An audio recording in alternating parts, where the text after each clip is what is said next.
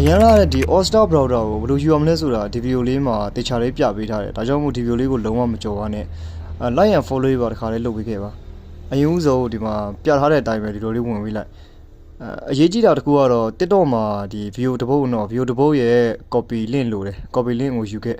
အဲ့ဒါပြင်ဒီထဲရောက်ပြီဆိုရှင်ဒီမှာတစ်ချက်ပြပေးမယ်ခဏလေးကြော်မသွားနဲ့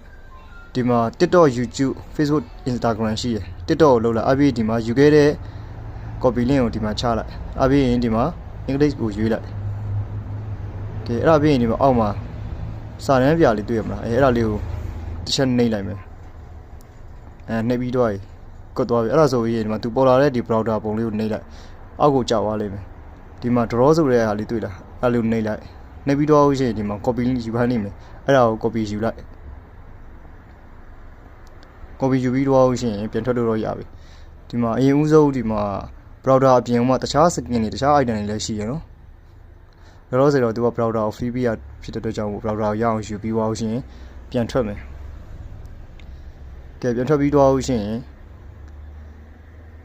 ဒီ game profile နဲ့ဝင်ပြီးတော့ရှင်ဒီ code ဆိုတဲ့နေရာလေးမှာခဏက copy ယူခဲ့တဲ့ဟာလေးကိုထည့်လိုက် okay နှိပ်လိုက်အဲ့ဒါပြီးလို့ရှင်ခဏပြန်ထွက်ပြီးတော့ရှင်မှာစာရေးလေးမှာပေါ်နေလိမ့်မယ်အဲ့ဒါကို clean လိုက်အဲ့ဒါဆိုဒီ browser လေးကိုရပြီ browser ကတော့ collision point 30ပေါ့တကယ်လာတယ်ဒီမှာအရင်ဆုံးဒီ browser လေးကိုတက်ပြမယ်ဒီမှာအယောင်လေးတက်လက်နဲ့တကယ်ကိုမိုက်တယ်ကဲဒါဆိုရင်ဒီလောက်ပဲ